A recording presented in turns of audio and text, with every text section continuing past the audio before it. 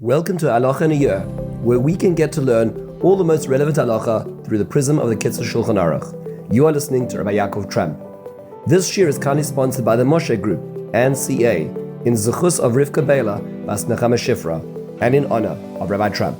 Today we're going to be learning about the fact that one should live with all one's intentions being for the sake of heaven. This is the 31st chapter in the Kitzur Shulchan Aruch, Siman Lamed Aleph, and this really focuses our entire life. This is a short Siman, but it is something which affects every aspect of our lives.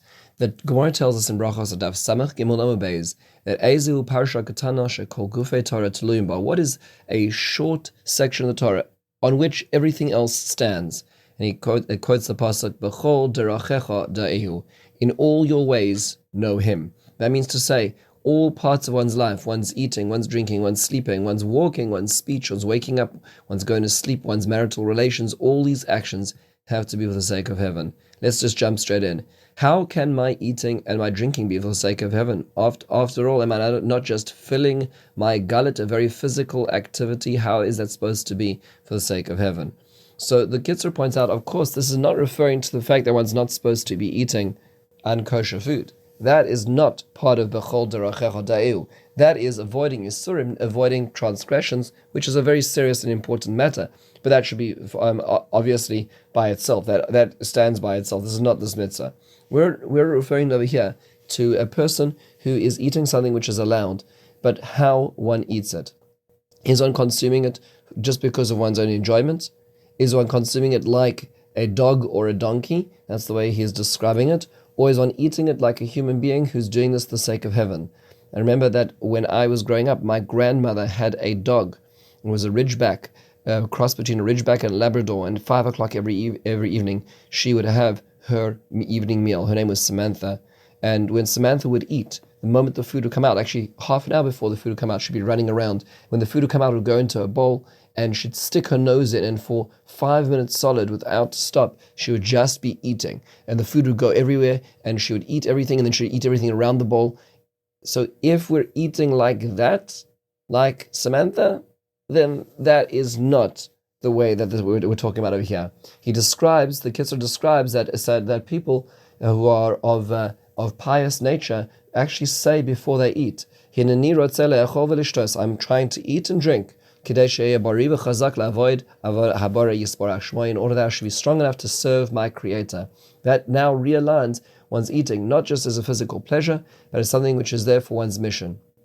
Question number 2, how can my sitting and my walking be for the sake of heaven? So of course, we're not talking about avoiding sitting among cynics or scoffers or sinners. That itself is a basic. We're talking about even when one's sitting among the right crowd, but one's doing it just because of one's own benefit, one's seen in a certain way, one's associated in such a way, it should be for the sake of heaven as well. In this question, you may ask yourself, wait a second, I'm doing it, but I have personal interest. I know that I'm doing it for other reasons as well. So is that bad then?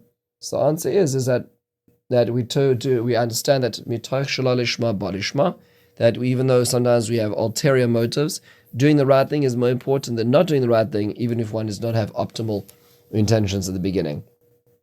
Now, how can my going to sleep be for the sake of heaven? So sleeping, of course, is a natural necessity, but one could go to bed and just sleep because one enjoys the pleasure of sleeping. Like I remember somebody was once telling me that on a day they didn't need to get up early, they set their alarm early to wake up just to switch it off and go back to sleep, just for the pleasure of it. One's not supposed to be thinking about sleep in that perspective. Of course, we're not talking about wasting time and going and missing davening or missing learning or missing opportunities of spiritual pursuit because one is just too lazy.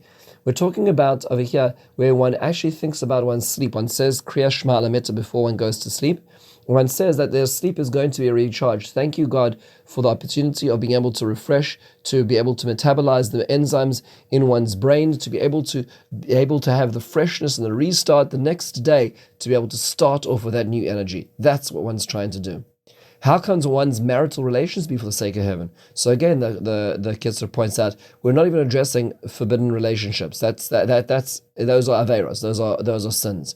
We're talking about even in the context of marriage, and even at the right time, when it is appropriate, one should be thinking not of one's personal pleasure and benefit, but rather to be involved in fulfilling the mitzvah of onah for a man, which is the mitzvah of giving one's wife time and pleasure, and at the time, and also for both partners to be thinking about the righteousness of their children and doing for the other. This means to say elevating this to a spiritual level, not just being just a physical pleasure.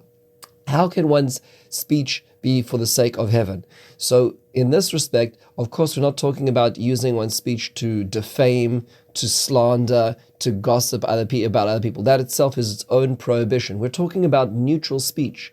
Am I speaking appropriately in the context where for the sake of heaven, or am I just using my gab to be able to just add noise to the already noisy world? What am I doing? Why am I doing it? How can my work be for the sake of heaven? So the Kitzur points out that one can work to earn money and to get rich fast, but that's not optimal. That's not why we were put on this earth.